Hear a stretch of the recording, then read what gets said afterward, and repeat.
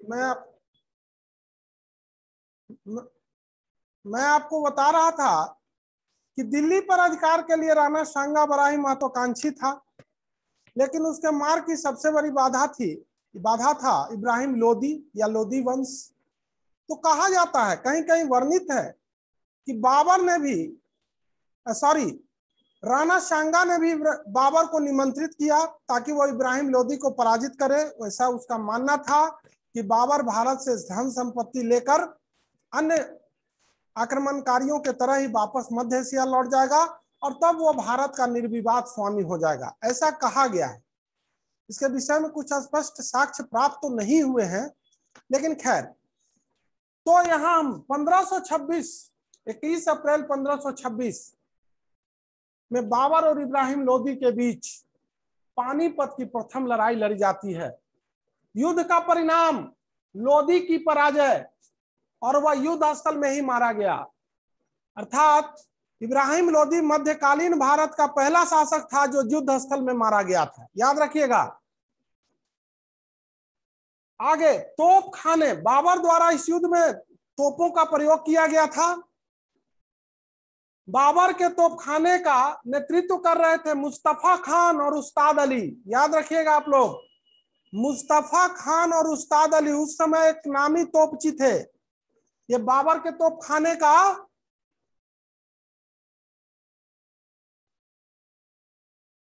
बाबर के तोपखाने को ये लीड कर रहे थे, अर्थात नेतृत्व कर रहे थे। अगला है, इस युद्ध में बाबर ने पहली बार तुगलमा युद्ध पद्धति का प्रयोग किया था। जैसा कि मैंने आपको बताया कि युद्ध का परिणाम बाबर के पक्ष में रहा और बाबर पानीपत के युद्ध का विजेता बना। युद्ध के फलस्वरूप बाबर को काफी खुशी हुई और इस खुशी के उपलक्ष्य में उसने काबुल के प्रत्येक निवासी को चांदी का एक सिक्का उपहार में दिया था। तो ये बात है, महत्वपूर्ण है, इस पानीपत के युद्ध से जुड़ा हुआ। आप इसको एक एक कर देख लीजिए और इसको देखकर आप इसको यदि नोट करना चाहते हैं तो नोट भी कर सकते हैं। अब आते हैं,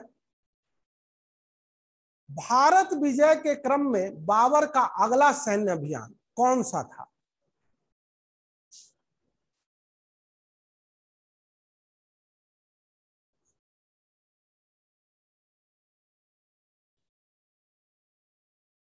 भारत विजय के क्रम में बाबर का अगला सैन्य अभियान था खानवा का युद्ध। खानवा का युद्ध 17 मार्च 1527 को लड़ा गया।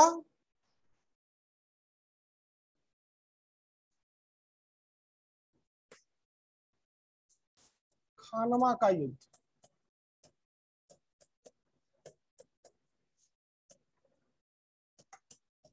17 मार्च 1527।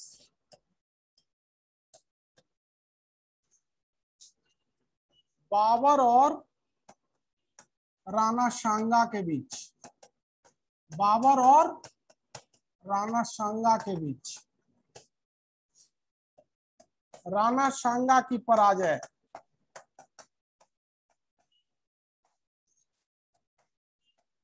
ध्यान दीजिएगा आप लोग, खानवा का युद्ध 1527 में बाबर और राणा सांगा के बीच लड़ा गया। इस युद्ध में राणा सांगा की पराजय हुई, ठीक है। लेकिन यह युद्ध इतिहास में अन्य कारणों के चलते भी काफी महत्वपूर्ण है। तो क्या अन्य कारण क्या है?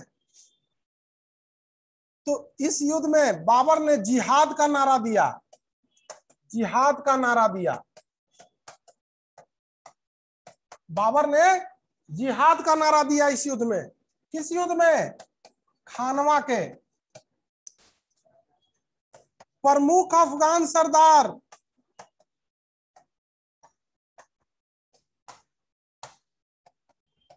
बाबर की ओर, प्रमुख अफगान सरदार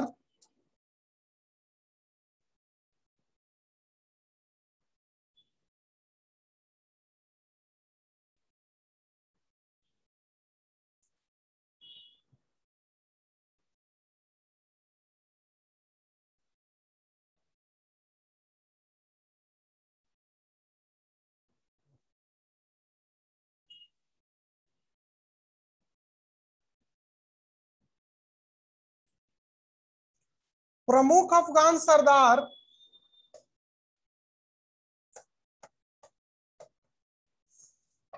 राणा सांगा की ओर से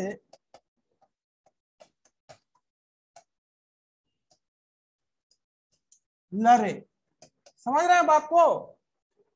प्रमुख अफगान सरदार जो उन्होंने भी राणा सांगा की ओर से बाबर के विरुद्ध लड़ा था।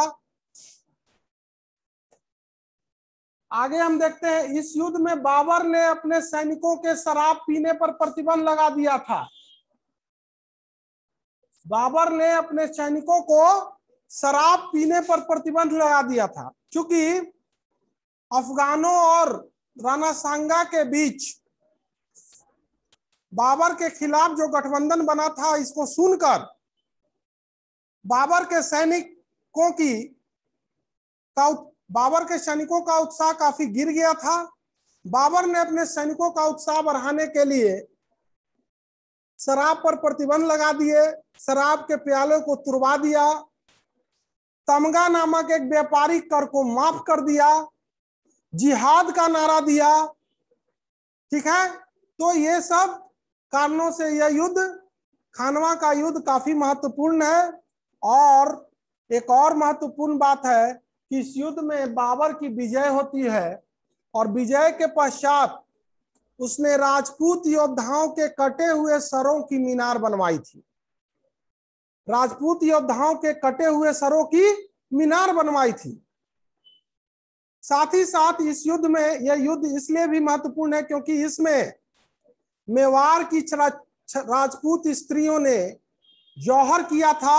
ये भारत, इस कारण भी ये महत्वपूर्ण है। अब आते हैं बाबर की अगली विजय, चंदेरी 1528।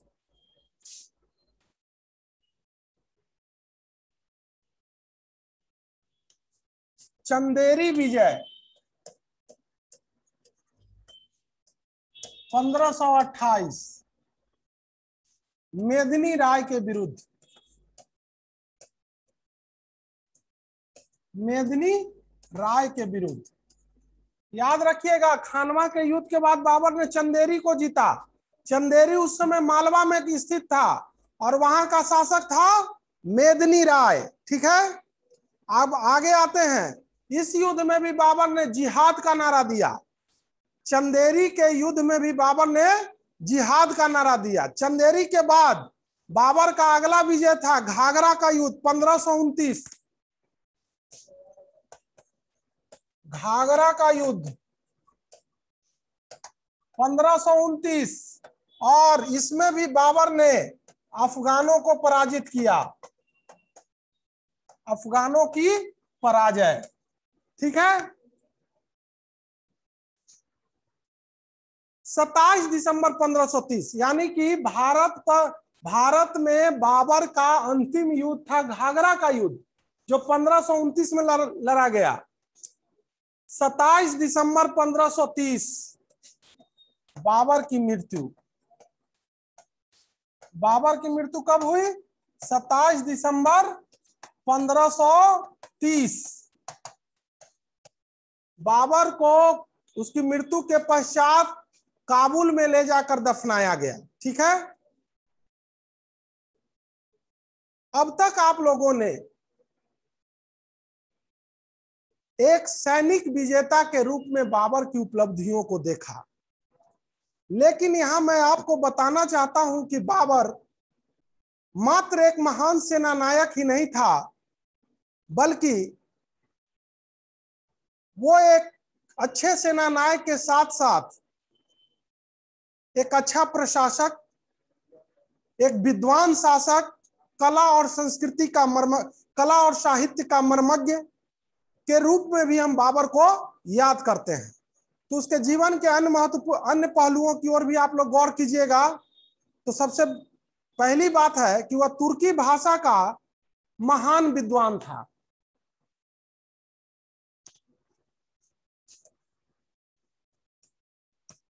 तुर्की भाषा का विद्वान, ठीक है, विद्वान था। तुजू के बाबरी जिसे हम बाबर नामा के नाम से भी जानते हैं, तुर्की भाषा में रचना की। बाबर तुर्की भाषा का महान विद्वान था। तुर्की भाषा में उसने अपने संस्मरण तुजु के बाबरी, जिसे बाबर नामा के नाम से जानते हैं, उसकी रचना की। मुबैयान नामक पद्य शैली का जन्मदाता माना जाता है।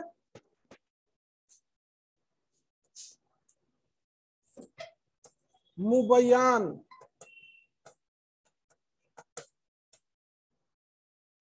मुबैयान नामक पद्य शैली का जन्मदाता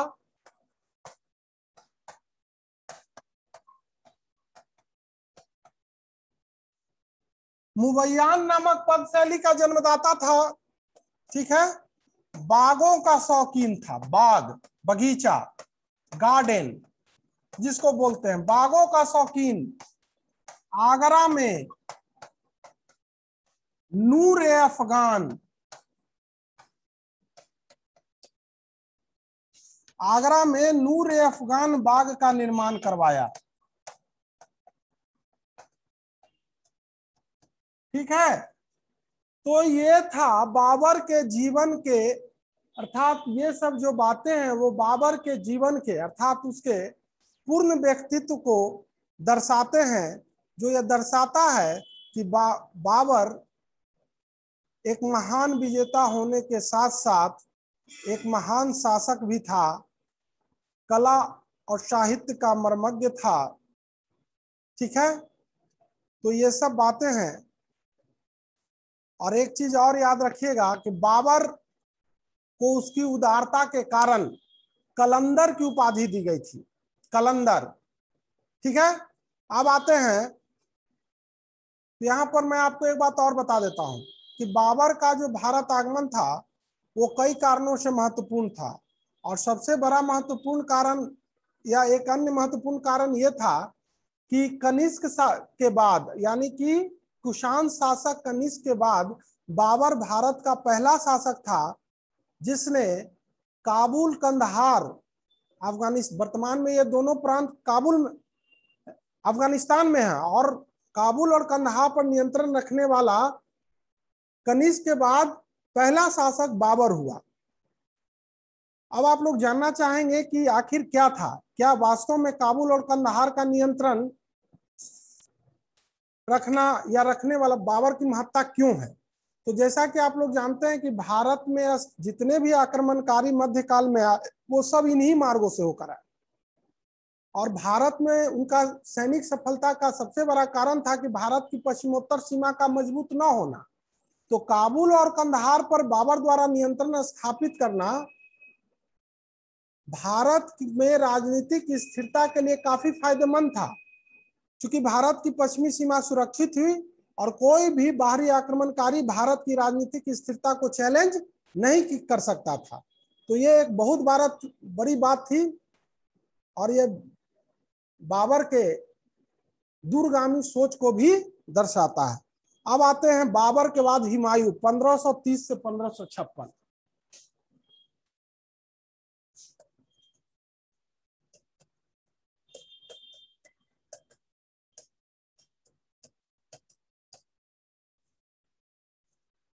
बाबर के बाद मुगलों का उत्तराधिकारी हुमायूं हुआ।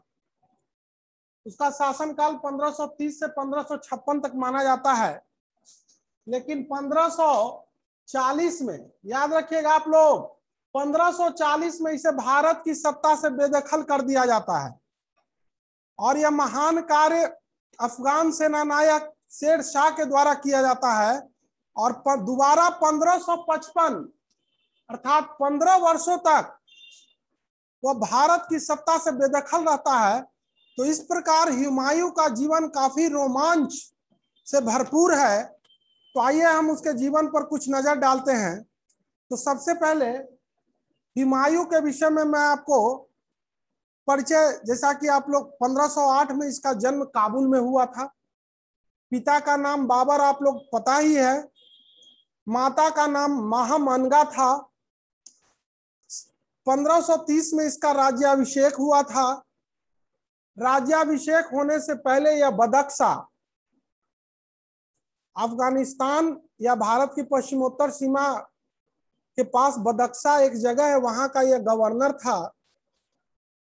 बाबर की मृत्यु के पश्चात 1530 में यह शासक बनता है, लेकिन गौर कीजिएगा 1530 में शासक बना। ठीक है, शासक बनने के पश्चात हुमायूं के सामने या हुमायूं को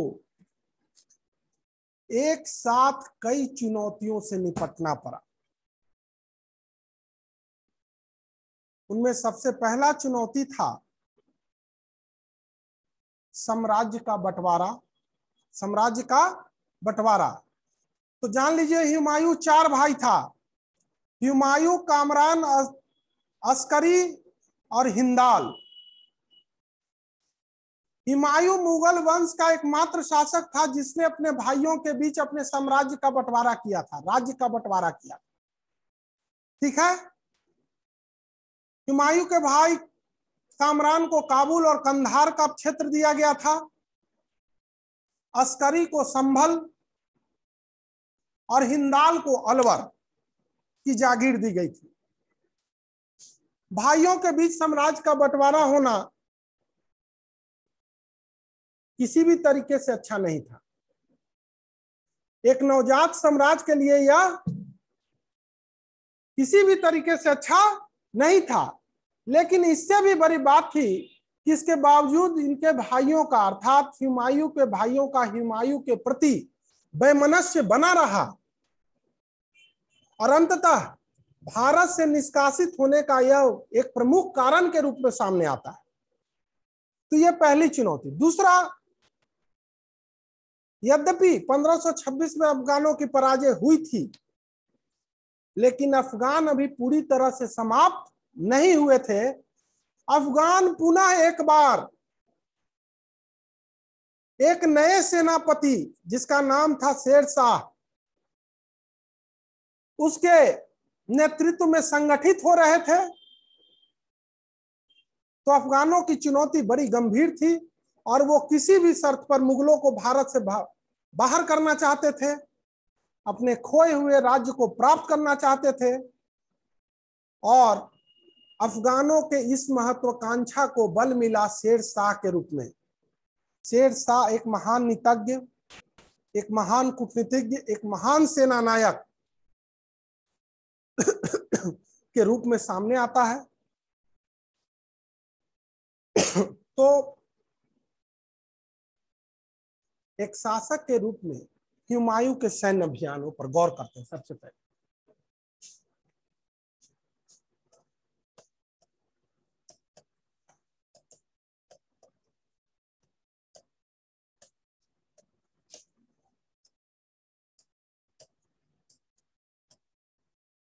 हुमायूं के सैन्य अभियान, तो जान लीजिए हुमायूं का पहला सैन्य अभियान था कालिंजर के विरुद्ध 1532।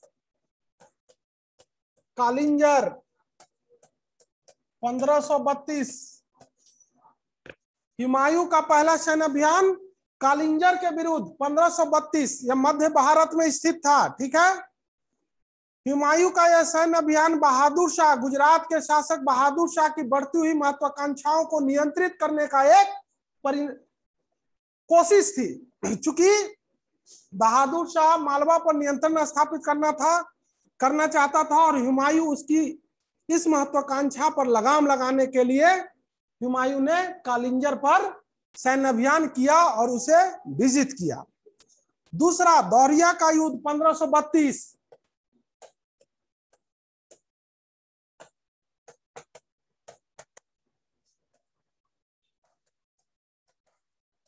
हुमायूं का दूसरा अभियान था दोहरिया। दोहरिया का युद्ध 1532। यह युद्ध अब अफगान सरदार महमूद लोदी के विरुद्ध अभियान में किया था और इस युद्ध में अफगानों की पराजय हुई, यानी महमूद लोदी पराजित हुआ। ठीक है, अब आते हैं 1532, चुनार का घेरा, चुनार का प्रथम घेरा।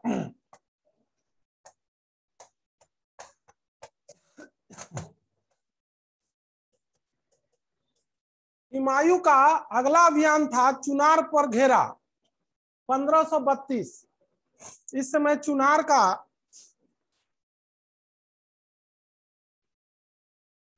या चुनार के किले का प्रमुख था शेरशाह। हुमायूं ने चुनार के पर घेरा डाला। यद्यपि चुनार पर वह विजय प्राप्त नहीं कर सका, लेकिन शेरशाह और हुमायूं के बीच संधि होती है।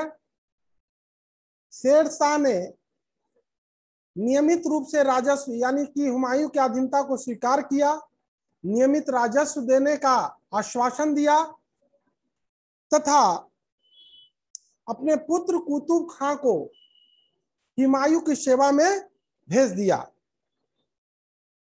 हुमायूं भी शेरशाह के साथ समझौता कर लिया। यहां ध्यान रखिएगा आप लोग, हुमायूं का शेरशाह के साथ यह समझौता हुमायूं के लिए आत्मघाती साबित हुआ, जैसा कि आगे चलकर आप देखिएगा। शेरशाह ने परिस्थितियों को भांपते हुए हुमायूं के साथ सीधा संघर्ष करने के बजाय शेरशाह का यह समझौता न होकर एक युद्ध विराम था, अर्थात वह कुछ समय के लिए मुगलों से सीधे सीधे टकराव से बचना चाहता था और उसने ऐसा किया। लेकिन हुमायूं शेरशाह के इस कूटनीति को समझने में विफल रहा। 1535 हुमायूं का अगला अभियान, 1535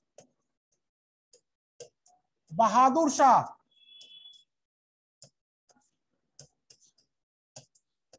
गुजरात के शासक बहादुर शाह के विरुद्ध। इस युद्ध में भी हुमायूं की विजय होती है। बहादुर शाह की हार होती है, लेकिन बहुत जल्द ही अर्थात पुनः बहादुर शाह अपनी सत्ता को प्राप्त करने में सफल हो जाता है, लेकिन उसके कुछ ही समय बाद वह पुर्तगालियों द्वारा धोखे से मार दिया जाता है। ठीक है, तो 1535 में शेर हुमायूं ने गुजरात अभियान किया और बहादुर शाह को पराजित किया। 1538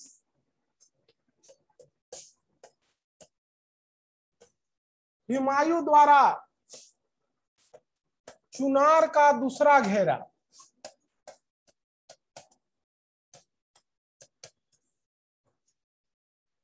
शेरशाह की बढ़ती हुई महत्वाकांक्षाओं से हुमायूं आशंकित हो गया और बहादुर शाह से निपटने के पश्चात उसने अपनी पूरी शक्ति शेरशाह को कुचलने पर लगाया और उसी का परिणाम था कि 1538 में उसने चुनार पर दूसरा घेरा डाला। चुनार के किले पर हुमायूं का अधिकार हो गया। उसके बाद हुमायूं बंगाल की ओर बढ़ा, क्योंकि शेरशाह बंगाल चला गया था। तो 1538 में उसने बंगाल पर विजय प्राप्त की। बंगाल पर विजय, शेरशाह अभी तक हुमायूं से आमने सामने की लड़ाई में नहीं आना चाहता था। वो चाहता था, वो एक उचित अवसर, एक उचित समय की तलाश में था ताकि वह हुमायूं को पराजित कर सके। हुमायूं बंगाल आया, शेरशाह बंगाल छोड़कर झारखंड चला गया।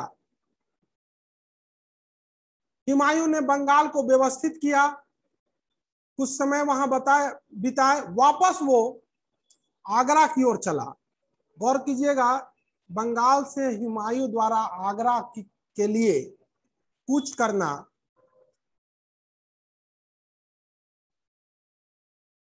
और इसी दरमियान शेरशाह के साथ उसका निर्णायक संघर्ष होता है। तो देखिए, बंगाल विजय के बाद हुमायूं आगरा के लिए कूच करता है।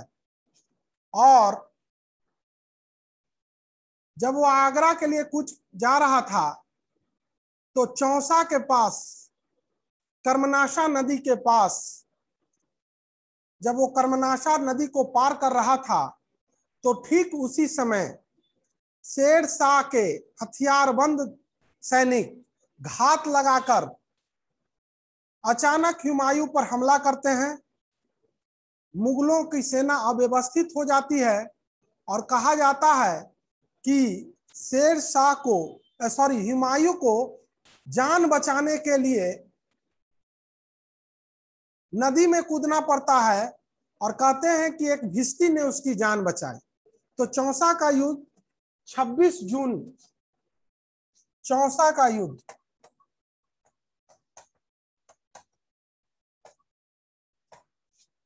26 जून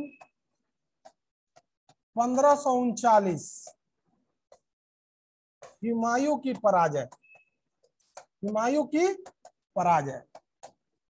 ठीक है, चौसा के युद्ध में हुमायूं की पराजय होती है, जो 26 जून 1539 को कर्मनाशा नदी के पास लड़ा जाता है। इस युद्ध में जीत के बाद शेर खां, शेर शाह का वास्तविक नाम था शेर खां, उसने चौसा के युद्ध के विजय के पश्चात शेर शाह की उपाधि धारण की। लेकिन अभी भी भारत के वास्तविक सत्ता के लिए या वास्तविक शासक के रूप में अपने को स्थापित करने के लिए शेर शाह और हुमायूं के बीच एक निर्णायक लड़ाई लड़ा जाना बाकी था, और उस निर्णायक लड़ाई का नाम था बिलग्राम का युद्ध या कन्नौज का युद्ध, जो 17 मई 1540 को लड़ा गया। बिलग्राम, कन्नौज का युद्ध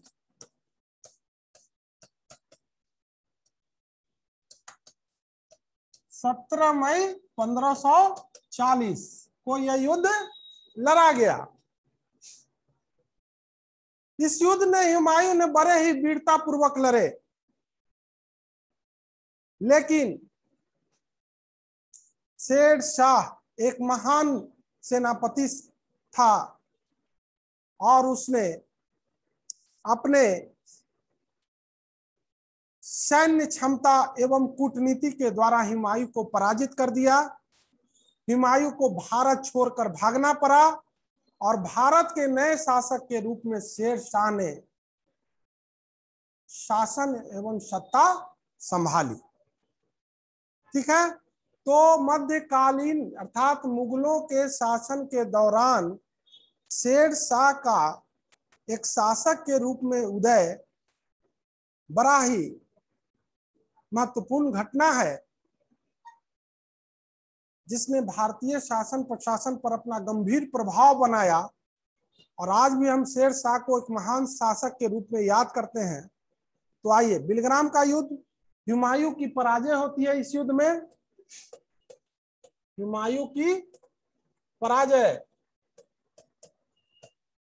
और भारत का नया शासक शेर शाह बनता है।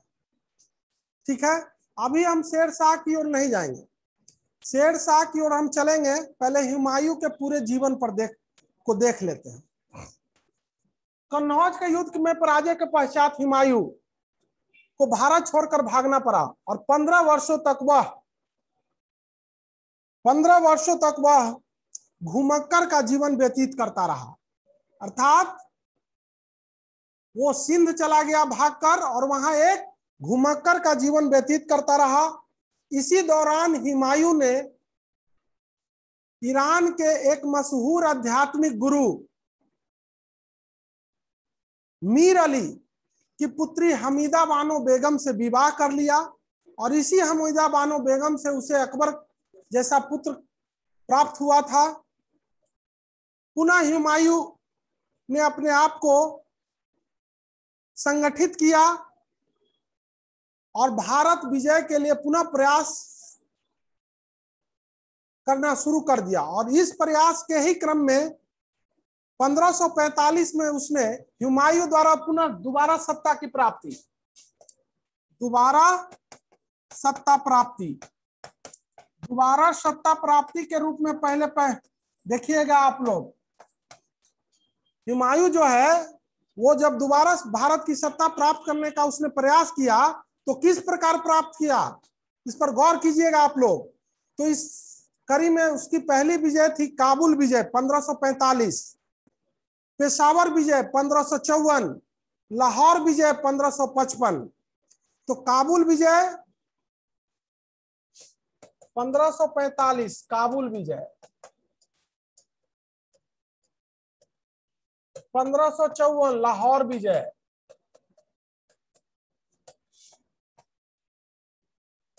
1555 पंजाब पर विजय। ठीक है, हुमायूं ने दोबारा अर्थात दिल्ली की सत्ता दोबारा प्राप्त करने से पहले उसने कई महत्वपूर्ण लड़ाइयां लड़ी थी और उसका आप यहां देखिएगा 1545 काबुल पर विजय प्राप्त किया, 1554 लाहौर पर विजय, 1555 पंजाब पर विजय। ठीक है, हम इसको मिटाते हैं जी, नहीं तो आगे करते हैं।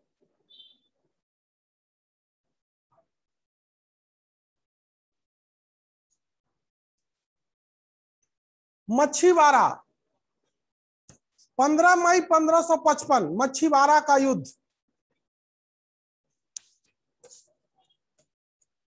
मच्छीवाड़ा का युद्ध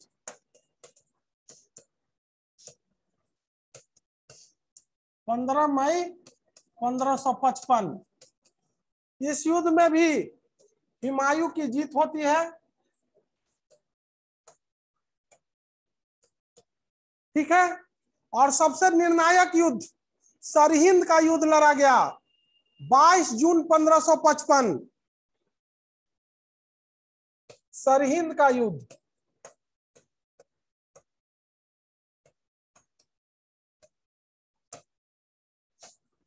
बाईस जून 1555।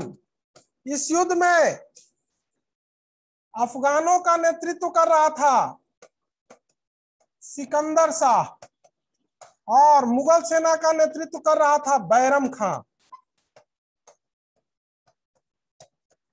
अफगानों का और बैरम खां मुगलों का। ध्यान दीजिएगा आप लोग, सरहिंद का युद्ध हुमायूं का निर्णायक युद्ध था और इस युद्ध में उसने अफगानों को पराजित किया। यह युद्ध 22 जून 1555 को लड़ा गया। इस युद्ध में अफगानों का नेतृत्व सिकंदर शाह ने किया और मुगलों का नेतृत्व बैरम खां। याद रखिएगा, भारत की राजनीति में बैरम खां के रूप में एक नए व्यक्तित्व का पदार्पण होता है और हुमायूं द्वारा दोबारा अपनी सत्ता की प्राप्ति में बैरम खां का अविस्मरणीय योगदान था। ठीक है, तो बैरम खां मुगलों का नेतृत्व कर रहा था। अफगान बुरी तरह पराजित होते हैं और इस युद्ध के विजय के पश्चात 23 जून 1555 को हुमायूं दोबारा भारत का यानी दिल्ली के तख्त पर एक बार पुनः बैठता है। 23 जून 1555 हुमायूं दोबारा दिल्ली का शासक बना। ठीक है, तो ये हुमायूं का जीवन बड़ा ही रोमांचक